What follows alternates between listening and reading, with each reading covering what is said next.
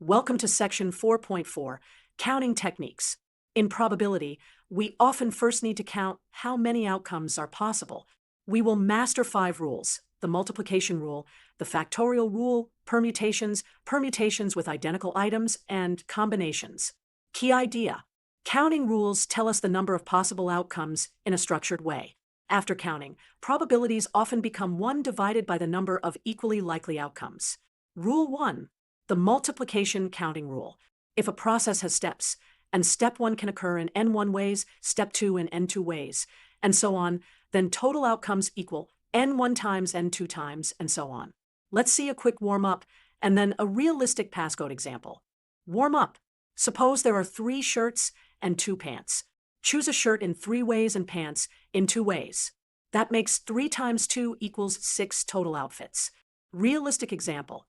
A hidden password has 5 characters. A typical keyboard has 92 allowable characters. Each position has 92 choices. So total passwords equal 92 to the 5th power. The chance to guess correctly on the first try is 1 over that huge number. Rule 2. The factorial rule. The number of ways to order n distinct items is n factorial, which equals n times n minus 1, and so on, down to 1. By definition, 0 factorial equals 1. Example: the word steam has 5 different letters. The number of different orderings is 5 factorial, which equals 120. If we scramble randomly, the probability of alphabetical order, EMST, is 1 over 120. Rule 3. Permutations when order matters. From n distinct items, selecting our without replacement and caring about order yields, NP, are equals n factorial over n minus r factorial.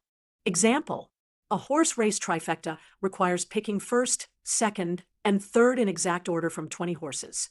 The number of ordered selections is 20p3. That equals 6,840. If all ordered outcomes were equally likely, a random ticket would win with probability 1 over 6,840. Rule 4. Permutations when some items are identical.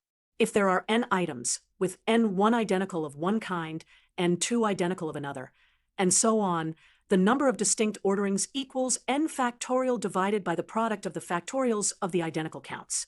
Example: a survey has 10 questions. 2 are identical repeats, and 3 other questions are also identical repeats.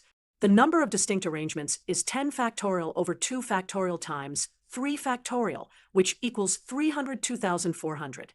Rule 5. Combinations when order does not matter. Selecting our items from n without replacement and ignoring order yields, NC, are equals n factorial over n minus r factorial times r factorial. Remember the mnemonics. Permutations position. Combinations committee. Example: a lottery draws 5 distinct numbers from 1 through 35. Order does not matter, so the number of distinct tickets is 35, choose 5, which is 324,632. The chance a single ticket hits the jackpot is 1 over that number. Quick contrast: if order matters, count permutations. If order does not matter, count combinations.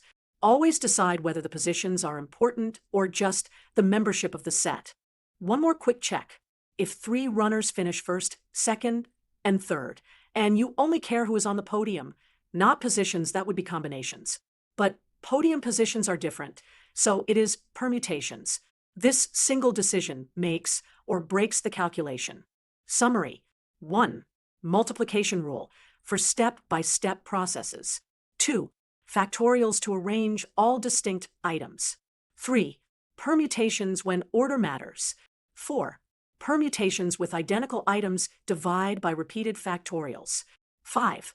Combinations when order does not matter. With these 5 tools, most counting problems become routine. Thanks for learning counting techniques. In your practice, always decide whether order matters and whether items repeat. Then choose the right rule and compute confidently.